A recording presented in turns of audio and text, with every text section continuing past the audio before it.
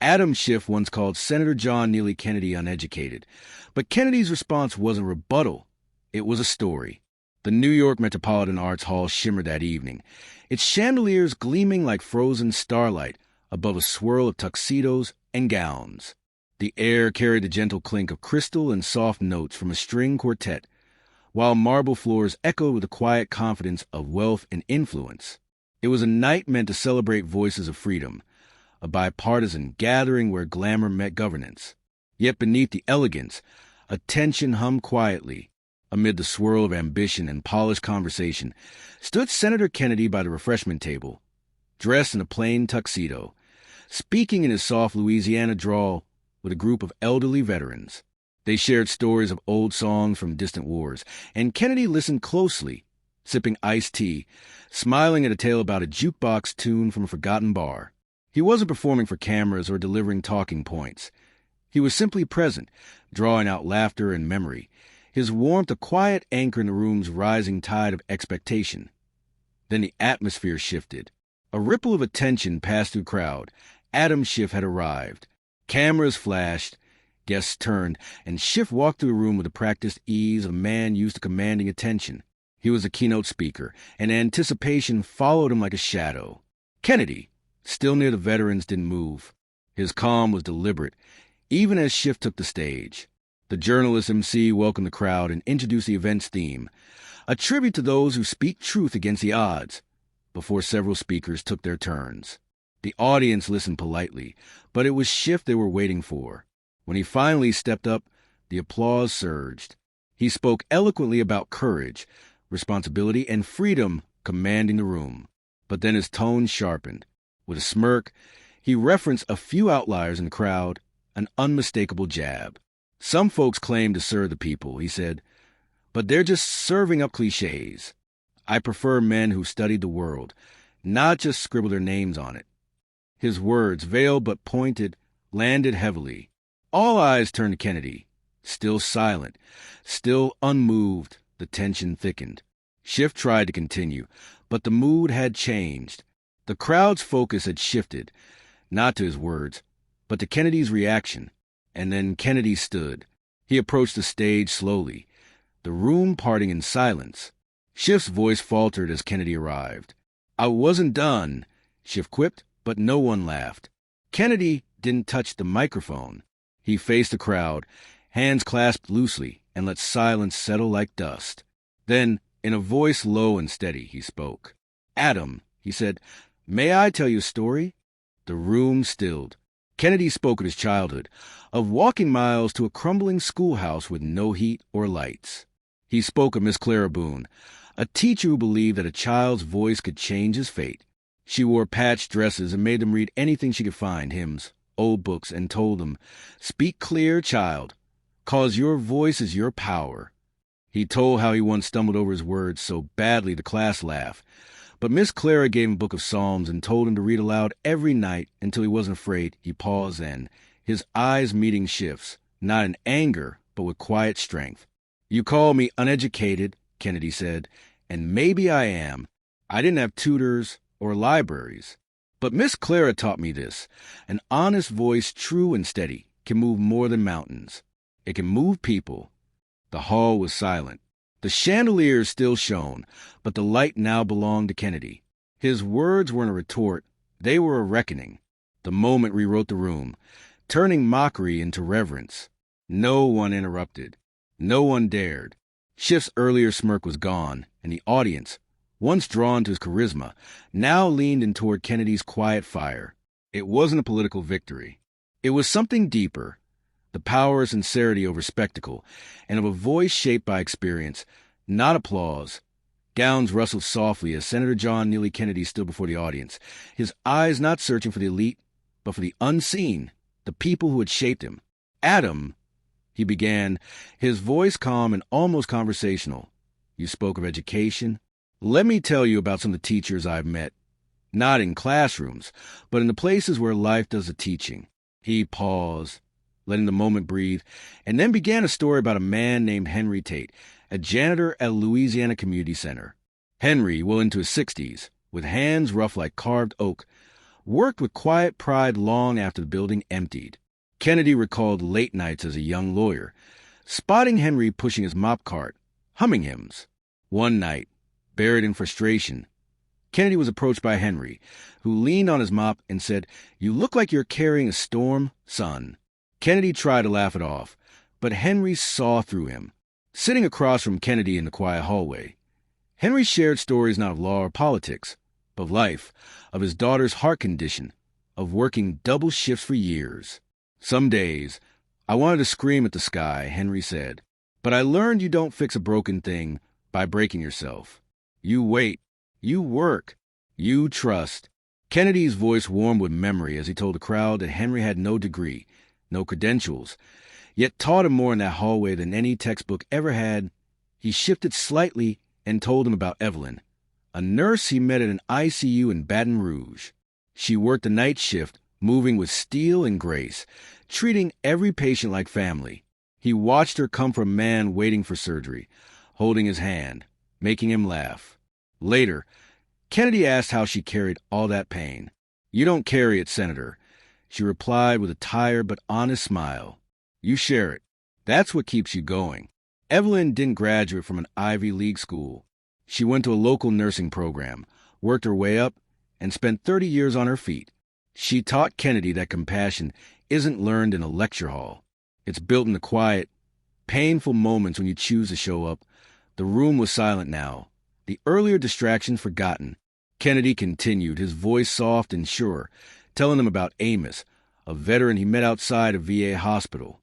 Amos sat beside him on a freezing bench, holding a book so worn the title was unreadable.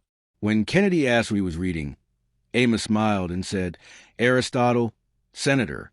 Man's been talking about virtue since before we had roads." Kennedy didn't smile with the crowd's soft laughter. He stayed reverent. Amos, wrapped in a torn coat, looked like a man the world had passed by. But he quoted philosophy from memory, spoke of freedom and pain, and shared how the public library became his university. "I fought a war," he said, "came home, and found out the library was free. You don't need a campus to learn, just hunger and a light." In 10 minutes, Amos taught Kennedy more about ethics and wisdom than most Senate hearings ever had. Henry, Evelyn, Amos. They weren't names on plaques or stages. They were the kind of people you pass by without noticing, the ones who carry the world while others chase the spotlight. They were Kennedy's teachers, and they taught him that education isn't about what you know. It's about what you do with what you know. Kennedy looked out at the crowd, not accusing, but inviting. "We think education comes with seals and stages," he said, "but I've learned more from those without titles than from those who have them. Henry taught me patience when I wanted to fight. Evelyn taught me compassion when I wanted to turn away. Amos taught me hunger when I thought I knew enough. And they didn't teach for applause. They taught because that's who they were." Kennedy's eyes found Adam Schiff briefly, no longer with confrontation, but with quiet challenge. "Adam, you call me uneducated. That's fine. I don't claim to know the world the way some do, but I know the people in it, the ones who work, who hurt, who hope. And they've taught me that education isn't about standing above others. It's about standing beside them, listening, learning, lifting where you can." The crowd stirred now, not with noise, but with recognition. Kennedy continued, "I could tell you about the mechanic who taught me integrity or the farmer who taught me resilience. But the point isn't the stories. It's the truth they carry. Real teachers aren't always the ones with degrees. Sometimes they're the ones with grease on their hands, or a book in their lap, or an outstretched hand when you're lost. And if we can't see that, then maybe we're the ones who need to go back to school." The hall was quiet again, but now the silence was sacred. Schiff, once self-assured, now stood motionless, unsure. The crowd had shifted from spectators to witnesses, drawn not to Kennedy's defense, but to the truth in his words. He didn't move with drama. He didn't finish with flair. He stood still, a man held up not by credentials, but by the voices of those who had taught him. The New York Metropolitan Arts Hall, once alive with clinking glasses and whispered ambition, now held its breath. Kennedy's stories had stripped away the gala shine, replacing it with something real. He looked across the audience, his drawl steady and grounded. You spoke of education as if it's something you collect, he said. But let me tell you about a moment that taught me it's something you live. He spoke of a Senate hearing, not about trade or taxes, but about a woman named Lorraine Carter. She wasn't a politician. She was a school bus driver who lost her son Marcus in a drunk driving accident. She'd written every senator, asking for a chance not for pity, but for change. Kennedy recalled how she walked into the hearing in a simple blue dress, holding a photo of her son. She spoke without polish, but with a strength that stilled the room. She talked not about revenge, but about a road that needed fixing. And Kennedy, who had sat through countless hearings filled with experts and polished rhetoric, said that Lorraine taught him more in 5 minutes than any of them ever had. Her pain didn't come with a title. Her voice didn't come with applause.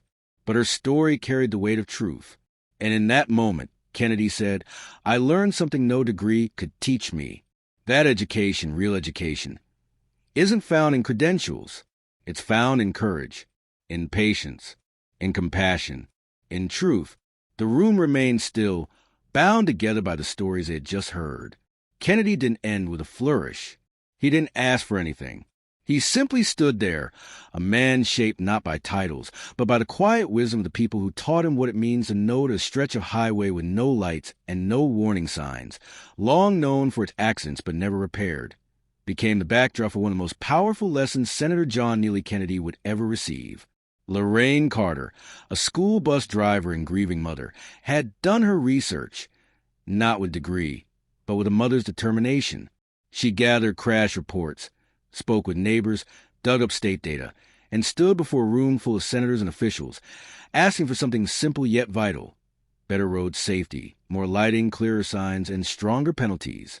It wasn't for her son Marcus, because it was too late for him, but for the kid still driving home at night. Kennedy paused at the podium, his grip tightening as he recalled that moment.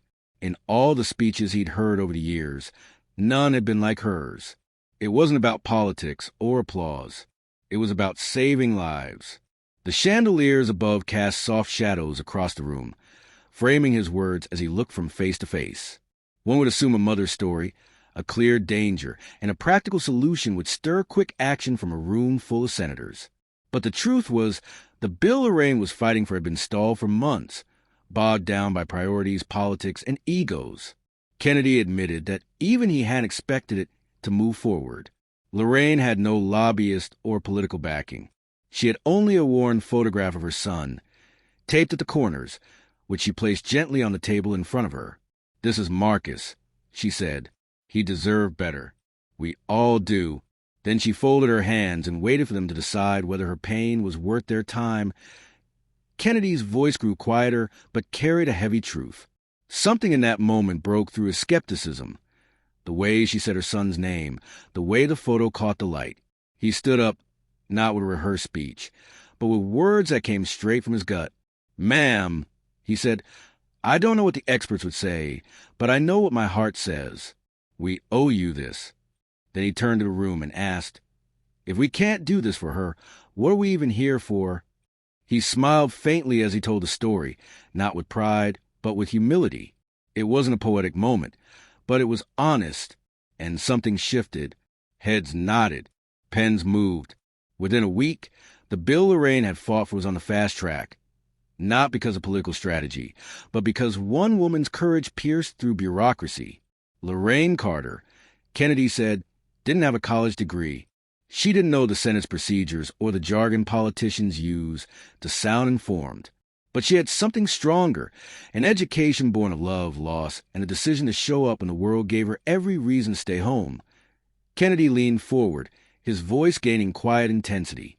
Lorraine taught him something he never learned in law school or government briefings, that the most powerful voices aren't the loudest or most polished. Sometimes they're the ones that tremble but refuse to fall silent. That day, he realized education isn't about citing facts or winning debates. It's about what you do when the moment comes, when someone needs you to listen, to act, to care. His gaze drifted briefly to Adam Schiff at the edge of the stage, arms still crossed, his face unreadable. But Kennedy didn't focus on him. Instead, he looked back at the audience, his voice soft and confiding. He admitted that he thinks of Lorraine often, especially in rooms like the one they sat in now, rooms filled with bright lights and abstract stakes. She reminded him that the work they do, whether in the halls of Congress or a town hall meeting, isn't about ego or legacy. It's about the people who put their trust in leaders, hoping to be seen and heard. And that kind of understanding doesn't come from textbooks or credentials. It comes when someone stands in front of you with nothing left but the truth. He paused. Hey,